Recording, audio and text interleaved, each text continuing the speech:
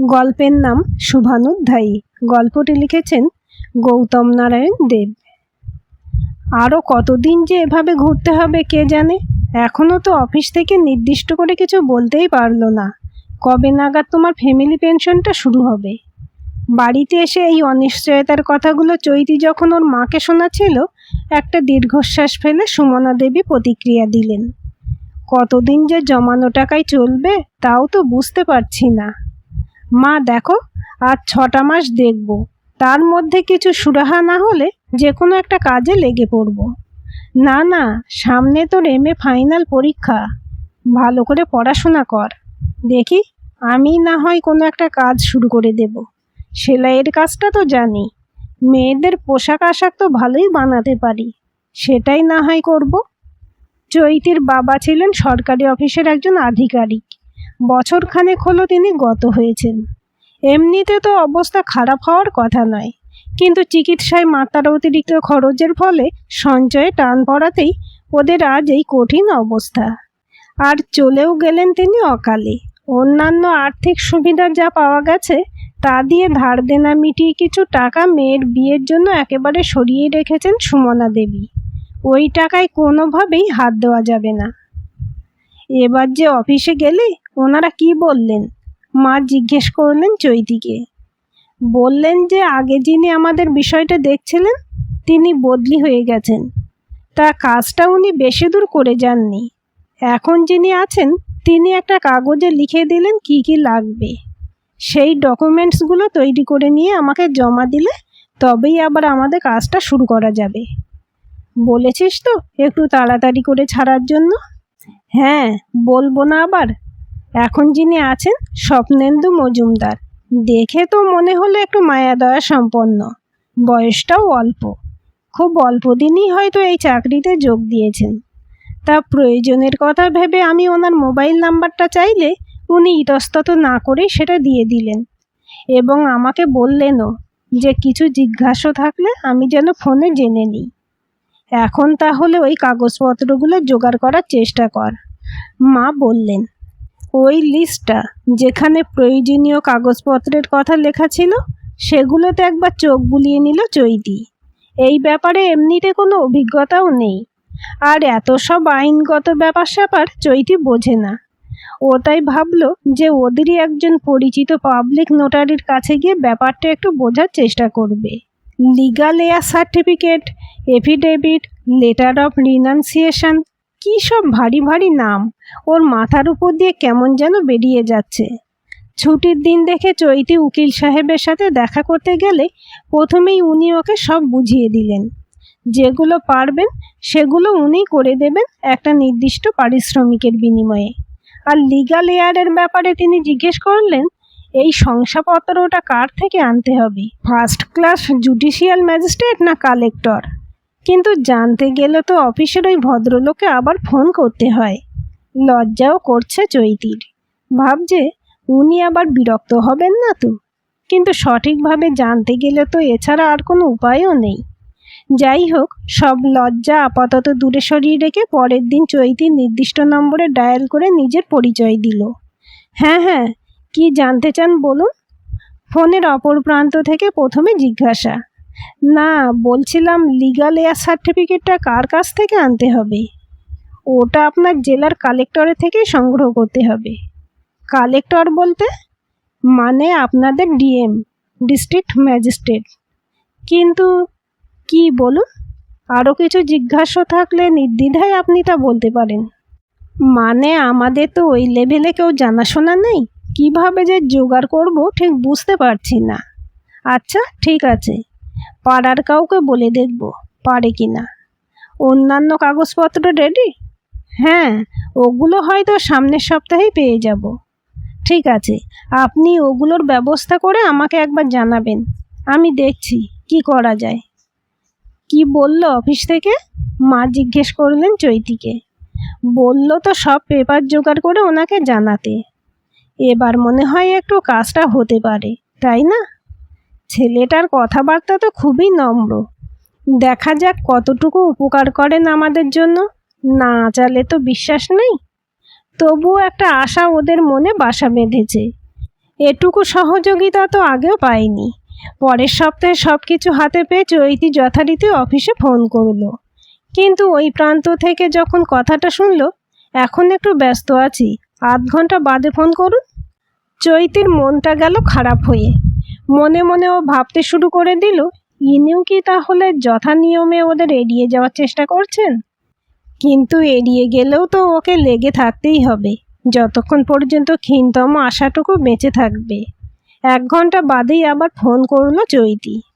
হ্যাঁ বলুন, প্লিজ কিছু মনে করবেন না, আসলে এমন একটা জরুরি কাজে তখন আটকা পড়ে গিয়েছিলাম না, ফোন ধরার মতো কোনো অবস্থাতেই ছিলাম না। না না, আমি কিছু মনে করিনি। আপনাদের তো আরও অনেক ইম্পর্ট্যান্ট কাজ করতে হয়, আমি জানি সেটা। আপনি বলেছিলেন তো অন্যান্য কাগজপত্র রেডি হয়ে গেলে আপনাকে জানাতে, তাই। ঠিক আছে, এবার আপনি একটা কাজ করবেন। যে কাগজগুলো রেডি হয়ে গেছে সেগুলোর সাথে আপনাদের পরিবারের প্রত্যেকের আধার এবং প্যান কার্ডগুলো মূল এবং ফটোকপিগুলো নিয়ে এখানে চলে আসুন। আর ফটোকপিগুলো অবশ্যই সেলফ অ্যাটেস্টেড করে নেবেন। কবে গেলে আপনার সুবিধা হয়? আসুন না, সামনের সোমবার। আর কিছু যদি মনে না করেন, আগের দিন আমাকে একটু মনে করিয়ে দেবেন। অবশ্যই। সব কিছু গোছগাছ করে অ্যাপয়েন্টমেন্টের দিন চৈতি বেরিয়ে পড়ল। স্বপ্নেন্দুবাবুর উল্টো দিকে চেয়ারে অনুমতি নিয়ে বসে এক এক করে সব কাগজগুলো জমা দিল। ভদ্রলোক সেগুলো দেখতে দেখতেই বললেন, হ্যাঁ, অন্য সব পেপার ঠিকই আছে। আধারগুলোর দিকে এবার চোখ বোলাতে বোলাতে বললেন, আপনাদের পরিবারে আপনিও আপনার মা ছাড়া অন্য কোনো ভাই বোন নেই তো? না, আমি একমাত্র সন্তান। ঠিক আছে, আমি শুধু ফটোকপিগুলো রেখে দিচ্ছি, অন্য সমস্ত কিছু আপনি নিয়ে যান। যখন আবার বলবো তখন নিয়ে আসবেন। অনেক ধন্যবাদ স্যার, একটু দেখবেন যাতে তাড়াতাড়ি হয়ে যায়। হ্যাঁ, দেখব বলেই তো আপনাকে ডাকলাম। আমি বুঝতে পারি আপনাদের কষ্টটা, আমি নিজেও তো একজন ভুক্তভোগী ছিলাম একসময়। কিভাবে? আমি তখন কলেজে পড়ি, সরকারি স্কুলের শিক্ষক আমার বাবা তখন মারা যান। তখন আমাদের অবস্থা হয়েছিল ঠিক আপনাদের বর্তমান অবস্থার মতোই। দীর্ঘ 2 বছর লড়াই করার পরই মায়ের পেনশনটা মিলেছিল। ঘটনাক্রমে আমি এখন সেই পেনশন ডিপার্টমেন্টেই কর্মরত। ঈশ্বরের আশীর্বাদে মায়ে পেয়ে এখন ভালোই আছি। তবে এখানে যতদিন আছি চেষ্টা করে যাব যাতে কেউ সহযোগিতার অভাব বোধ না করেন।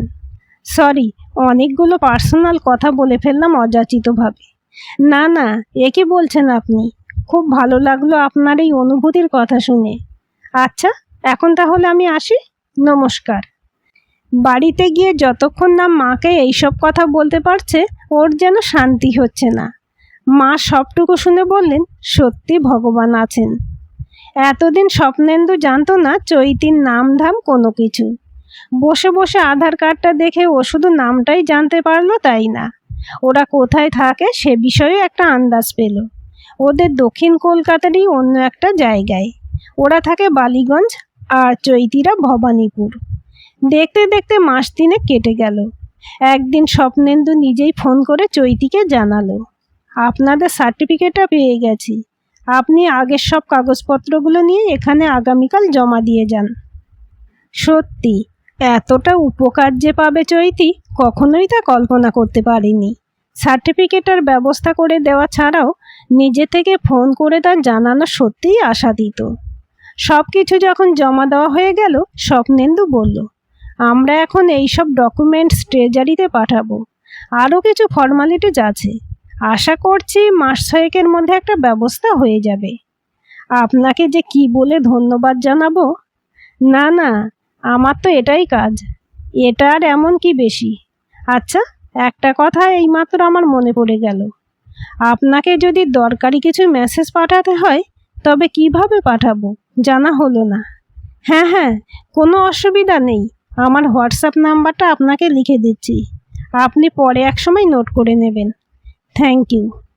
মাস 3 বাদে একদিন ট্রেজারি অফিস থেকে একটা ফোন পেলেন চৈতির মা, নাম ঠিকানা ফ্যামিলির বৃত্তান্ত ইত্যাদি কনফার্ম করার উদ্দেশ্যে। কাজটা যে একটু গতি পেয়েছে এটা অন্তত বোঝা গেল এই ফোন থেকে, এবং তার ফলে মা ও মেয়ে দুজনেই খুব খুশি। এই খুশির বার্তাটা স্বপ্নেন্দুকে জানাতে খুব ইচ্ছে করলেও চৈতির কাছে যে ওর হোয়াটসঅ্যাপ নাম্বারটা নেই, সেদিন ওর মনে থাকলো, লজ্জায় ও তা চাইতে পারেনি। আবার ফোন করে যে জানাবে তাতে অহেতুক ওর কাজে বিঘ্ন ঘটবে, এটা ভেবে মন সায় দিচ্ছে না। এক কথায় ওর মনটাতে যেন একটা প্রবল অস্বস্তি কাজ করছিল সেই মুহূর্তে। কিন্তু কি আশ্চর্য, কাক উড়ে যাবার সময় কাকের পায়ের চাপে তালটি পড়ে গেল, না তালটি পড়ে গেল বলেই কাকটি উড়ে গেল? এই বিতর্কে না গিয়েও বলা যায় যে সেই দিনই রাতে চৈতি স্বপ্নেন্দুর একটা মেসেজ পেল। আশা করি এতদিনে কাজে কিছু অগ্রগতি বুঝতে পারা গেছে। আর খুব একটা বেশি সময় লাগার কথা নাই। সব কিছু ভালো মতো মিটে গেলে আমাকে জানিও। এই মেসেজের সম্বোধনে কিঞ্চিত পরিবর্তন কিন্তু চৈতির নজরে দিয়ে গেল না। তবে এটা নেহাতি টাইপও কিনা সেই ব্যাপারে নিশ্চিত হতে ও আরও কিছুটা সময় নিতে চাইল। চৈতি শুধু ধন্যবাদটুকুই জানালো। লাজে আর সংকোচে ও আর বেশি দূর এগোতে পারল না। সত্যি সত্যি আরও ঠিক 4 মাসের মাথায় চৈতিদের বাড়িতে পেনশন প্রাপ্তির চিঠি আসলো। মা ও মেয়ে আনন্দে একেবারে উদ্বেলিত। এই প্রাপ্তির খবরে প্রথমেই যে কর্তব্যের কথা চৈতির মনে পড়ল তা হলো স্বপ্নেন্দুকে জানানো। কৃতজ্ঞতা তো তাকে জ্ঞাপন করতেই হবে, এবং তা সবার আগেই। চৈতি লিখল, আপনাকে কৃতজ্ঞতা জানানোর ভাষা আমার জানা নেই। মা যে কি খুশি হয়েছেন আপনাকে বলে বোঝানো যাবে না। এতটাই যে মা আপনাকে একটু মিষ্টিমুখ না করিয়ে ছাড়বেন না। আপনার যদি কোনো আপত্তি না থাকে তাহলে আপনার অফিসে আমি আগামীকাল যেতে পারি। 1 ঘন্টার মধ্যেই চৈতি যা উত্তর পেল তাতে ও যে শুধু খুশি হলো তাই না, আগের লেখাটাতে যে কোনো মুদ্রণ প্রমাদের চিহ্ন ছিল না সে ব্যাপারেও মোটামুটি নিশ্চিন্ত হলো। অবশ্যই আসবে, তবে বিকেল 5টার পর। অপেক্ষায় থাকব। আহ্লাদে গদগদ হয়ে চৈতিও এই প্রস্তাবে তার অনুমোদনের বার্তাটুকু দিতে দেরি করল না। সাথে সাথে জানিয়ে দিল, কাল দেখা হলেই সব বলবো। বলে তো দিল, কাল দেখা হলে সব বলবো। কিন্তু সময় যত এগিয়ে আসছে সংকোচটাও ক্রমশ বাড়ছে চৈতির মনে। মিষ্টি নিয়ে কোনো সরকারি আধিকারিকের সঙ্গে দেখা করে তাকে ধন্যবাদ জ্ঞাপন করা আর স্বল্প পরিচিত সরকারি আধিকারিক কোনো পুরুষের সাথে প্রথম ডেটিংয়ে যাওয়া, এই দুইয়ের মধ্যে বিস্তর ফারাক। আর সেই ফারাকটা নিয়েই চৈতি এখন ভাবতে বসেছে। লাজুকতা তো আছেই, তার উপর এক ধরনের সংকোচও ওর মনের মধ্যে কাজ করছে। কিভাবে যে আলাপটা শুরু করবে তা ভেবেই পাচ্ছে না। মিষ্টি নিয়ে স্বপ্নেন্দুর সাথে কাল দেখা করার কথা ওর মা জানেন, কিন্তু মাকে এখনো বলা হয়ে ওঠেনি সম্পর্কের এই ইতিবাচক পরিণতির সুখবরটা। সেটা নিয়েও চৈতি এক প্রকার দোদুল্যমনতায় ভুগছে। এখনই তাকে জানাবে নাকি কিছুদিন বাদে, সেটা নিয়ে কোনো স্থির সিদ্ধান্তেও আসতে পারছে না। এখনই যদি বলে দেয় এবং পরে যদি কিছু অপ্রীতিকর ঘটনা ঘটে যায়, এই সব নিয়ে 7-5 ভাবছে। কেননা ছেলেটাকে তো ভালো করে এখনও ঠিক চিনে ওঠেনি। শিক্ষিত, বাহ্যিক আচার আচরণটা ভালো, এই পর্যন্ত। এর বেশি তো ও কিছু জানে না। আপাতভাবে ভদ্রসভ্য এরকম একটা ছেলের সাথে একটা সম্পর্ক তৈরি হওয়ার যে সম্ভাবনা দেখা দিয়েছে তার খবরটা মাকে দেওয়ার লোভটা যেন ও সংবরণ করতে পারছে না। তেমনি কিছুদিন বাদে যদি ওদের এই সম্পর্কের প্রতিষ্ঠা লাভে কোনো অনভিপ্রেত বাধা সৃষ্টি হয় এবং সেই খবরেও মা যে মুষড়ে পড়বেন, সেই দিকটাও ও না ভেবে পারছে না।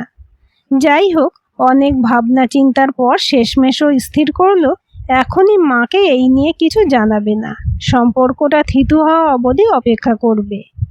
পরের দিন সকালেই চৈতির মা ওকে মনে করিয়ে দিলেন, কি রে, তোর আজ যাওয়ার কথা ছিল না ছেলেটার অফিসে মিষ্টি নিয়ে? তা কখন যাবি? মনে হচ্ছে ওটা ছাড়া তোমার আর কোনো চিন্তা নেই মা। এই 7 সকালেই এটা তোমার মনে করাতে হলো আমাকে? উপকারীর উপকার এত তাড়াতাড়ি ভুলে গেলে হয়? হ্যাঁ, তা তো ঠিকই মা, তুমি সঠিক কথাই বলেছ।